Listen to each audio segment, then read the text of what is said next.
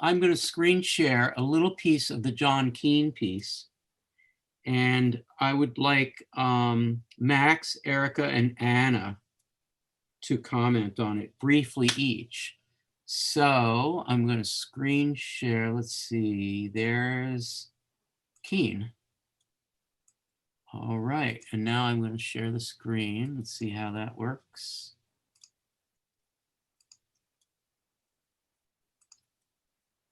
So this is just a little piece of this.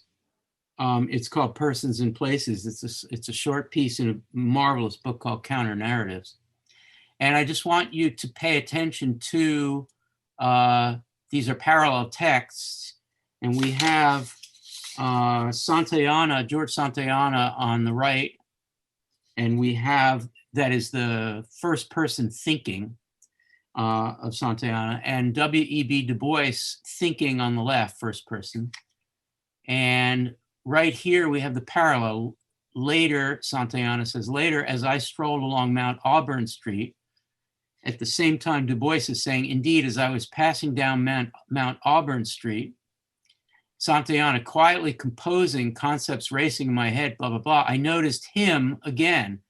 And he notices Du Bois, the student. Ghostly yet swarthy, an Iberian, Spanish, Santayana by birth, though perhaps not in temperament, something dangerous and daring in those black eyes.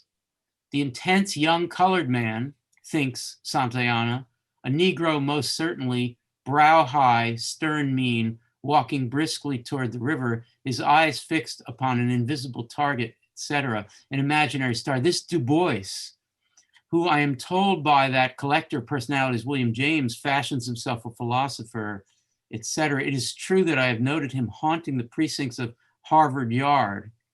And Santayana on his side, Du Bois on his side, our gazes met glancingly, as he had been wont to do whenever we have seen each other. He abruptly turned away, striding faster than before he had caught a sight of me. So there's so much more going on in that non-encounter parallel text, but this is new to the main syllabus. I think it would be really fun if Erica, Max, and Anna would say a little something about how people could be guided in reading a parallel text about two really important people who don't connect. Pretty great innovation, counter narratives. Max, what's your thought? I love the layout of this text, and it makes me think so much of the some of the pretty canonical language posts that we look at, where we talk about the new sentence, or this juxtaposition or apposition that happens a lot, and this sort of emergence of a third meaning that appears when you put what appear to be two unrelated statements or sentences or words side by side.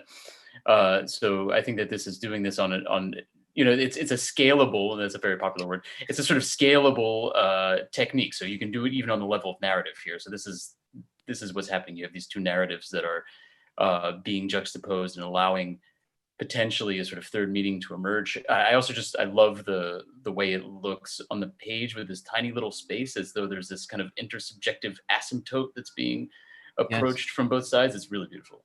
Yeah. Thank you, Max. You described the form really, really helpfully. Erica, I know you had something you wanted to say, but I'll just toss in this.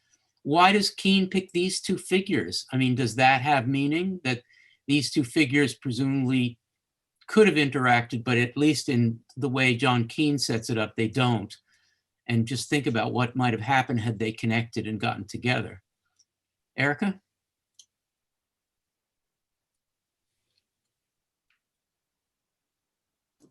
Well, I'm struck by the way that the layout of the actual text mirrors the parallel walking. And I also feel as though what Keene is doing by picking these two specific figures is creating a space in which what didn't happen could have happened. He's also creating these mirroring narratives and really drawing attention to the difference in perspective that comes with difference. Right. Right. That's great. Anna, take it wherever you want to go. I really agree with what Erica was saying about the way that the text actually kind of sets up the process of walking and the process of them sort of coming at, like, kind of making these sort of glancing blows, like not blows like physically, but like, you know, the moments where the text kind of crosses over to mirror their like noticing of each other and thinking about each other. Mm-hmm. And I think the reason why this works logically as a language poem, as a I mean, it's a little prose piece, but the reason why it works with the language poems is because it does two things that the language poets are into, which is think about how language can be constructive, as in literally construct a narrative, construct a situation, construct a thing that didn't happen or did happen, right? Like whether or not did or didn't happen, like language is the thing that makes it so. Yeah. So that's the way that it works as a language poem, and also to kind of realize a situation that of what could have been, as Erica was saying. It's remarkable that these two people were on Harvard's campus at the same time, and as far as we know, maybe didn't actually meet each other.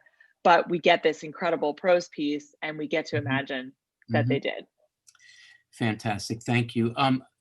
We have time for one more comment on this before we move to another topic. I picked that passage because that's the moment where each of them thinks about the color of the other. And this was an important moment because they're both people of color at Harvard. Santayana is Spanish, swarthy is the word that Du Bois uses, and gay as well. And so I think Du Bois, they are connecting with each other in that almost not quite way. And I wonder if anybody would want to comment on that. I mean, Du Bois, anybody who encounters Du Bois, by the way, Keene doesn't say who they are. I mean, the Du Bois gets dropped into Santayana's narration and vice versa, but it's not like this is the Du Bois that, you know, everybody knows. This is an undergraduate, or maybe he's an early grad student, Du Bois, and Santayana is a major, major philosophical figure. Does anybody just wave at me if you want to say something? Allie, please. You know John Keene, by the way, because I'm very lucky to have been a student of John Keene's. But I loved, Al and Anna, your readings, your simultaneous readings. I found it to be really exciting. And I think that there's a third way that we can read this that actually kind of gets into week 9 a bit, which is across. And I think that there are certain moments here that kind of play with, like, of course, that kind of make the differences separating these two narrators intertwined and kind of indistinguishable. So a little below the part we looked at, is it we have glimpsed each other in fear, for certainly he has seen a wary appraisal. A little bit beyond that on the next page. We are at the same table of those other Negro students, the hand unshakable walls that separate full of unassimilable Easterners us. And so in actually reading their texts as one, in combining their points of view, their whole subjectivities themselves kind of get mixed, and the thing that couldn't happen, right? The thing that imagines this as possible actually happens in the text itself. That's very nice. Thank you.